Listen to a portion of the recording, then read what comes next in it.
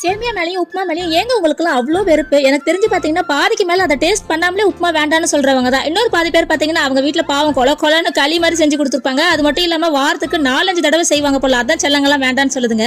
ஆனால் சாப்பிட்டவங்களை விட இந்த சாப்பிட்டு பார்க்காமலே வேண்டான்னு சொல்றவங்க பாருங்க. அவங்கள மாதிரி ஆளுங்க உங்க வீட்டில் இருந்தா நான் செய்யற மாதிரி செஞ்சு வாயில் திணிச்சு விடுங்க. அப்புறம் எப்போ சேமியானாலும் அவங்களே தட்டி எடுத்து போட்டு சாப்பிடுவாங்கன்னா பார்த்துக்கோங்க. அப்படிதான் எங்க வீட்டு தலைவர் கூட இன்னைக்கு நைட்டுக்கு சேமியா உப்புமா தாங்க செய்ய போறேன்னு சொல்லிட்டா போதும், ஐயா வீட்டுக்குள்ள வருவாரு, மொபைல் பாப்பாரு, ஏதோ வேலை டென்ஷன் இருக்கிற மாதிரி பண்ணுவாரு, வழக்கமா இல்லாத மாதிரி ஏதோ ரொம்ப பிஸியா ஒரே பரபரப்பா காட்டிப்பாரு. வாங்க சாப்பிட வாங்கன்னு கூப்பிட்டா இருமா வரேன், கொஞ்சம் பொறுமா வரேன், நீ போட்டு சாப்பிடுமா, நான் அப்புறம் போட்டுக்கிறேன்னு சொல்லி நைட்டு ஃபுல்லா சாப்பிடாமலே டிமிக்கி கொடுத்துட்டு இருந்தாரு.